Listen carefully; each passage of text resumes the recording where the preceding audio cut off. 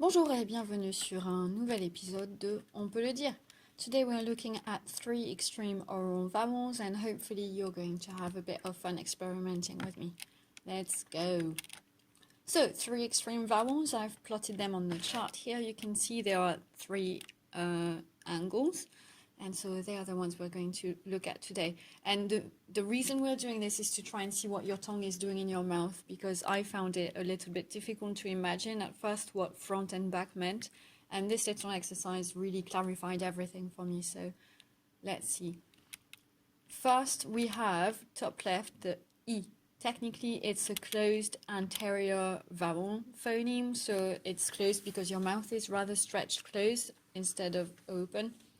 And it's anterior, which means from the front, E. So the tip of your tongue is going to go up to the front a bit. U is a closed posterior vowel, so it's closed, so your mouth is still quite closed, but it's from the back this time. So closed, back, U.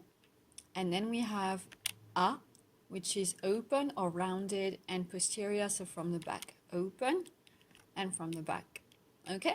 So next you're going to have a little bit of a video to show you how to go from one to the next and back until you really get familiar with the mouth movements. We're going to first do it with the individual sounds and then we'll put them into words. So here you have the 6 words we're going to use.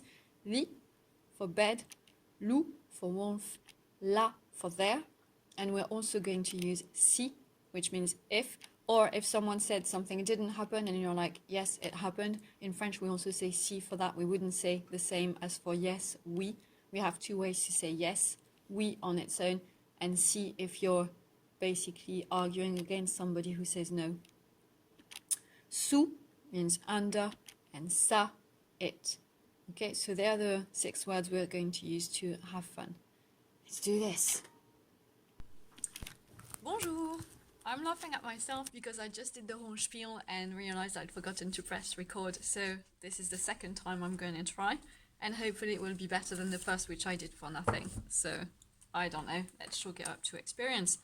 So this is the graph we're going to use, and we're going to practice our 3 extreme oral vowels using this. So the first round, well, for all rounds, we're going to go from this side with the E, so closed and forward, to close and back, to open and back. And first we'll do the pure phonemes, for oral phonemes. And then we're going to put them into our little words that I introduced before. So we're going to go I, U, A. And while doing this, we're going to focus first on what our mouth is doing. So I, U, A. U, I, U, A, U, I, U, A. And then we can build it up so that it holds and it's a bit more fluid. So I, U, A, U, I, U, A, U, I, U, A, U, I, U, A, U. So we've done this round focusing on what our lips were doing. Now let's do another round, but this time try and focus on what your tongue is doing inside your mouth, and that might help you visualize the opposition between front and back. I hope I'm doing that right. Yeah, front and back. So, I, U, A, U, I, U, A, U, I, U, A, U, I, U, A, U, I. So hopefully that helped you sort of feel what your tongue should be doing and what it feels like when it's forward and what it feels like when it's backwards. So your U and A, U, A. Personally, I can feel the tip of my tongue is quite flat out and the back is a bit more active. So that's to the back. And then E, my tongue is definitely curling up to the front and to the sides. And so that's because it's stretched and forward.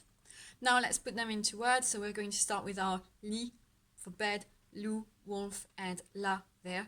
Makes no sense when you put it together, but it's just for fun. So li, lu, la, lu, li, lu, la, lu, li, lu, la, lu, li, and you can have fun and speed it up.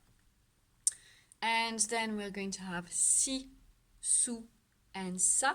So si, su, sa, su, si, su, sa, su, si, su, sa, su, si.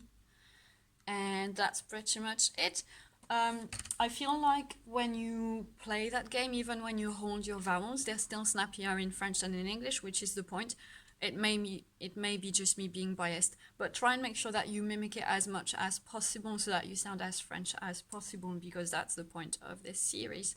And I shall see you next time. I'm not sure if I'm going to focus on oral vowels versus nasal vowels, or if we're going to look at pairs of vowel phonemes that are polar opposites and work on contrast, or if we're going to look at pairs of vowels that are similar but different, so we can focus on subtle nuances and differences. I'm not sure which one I'll do first. They will all be done at some point. So if you're gutted when you see the next video and it's not the one you wanted, don't worry, it will come eventually. I can't tell you when, because I don't want to make promises and break them. Okay, au revoir!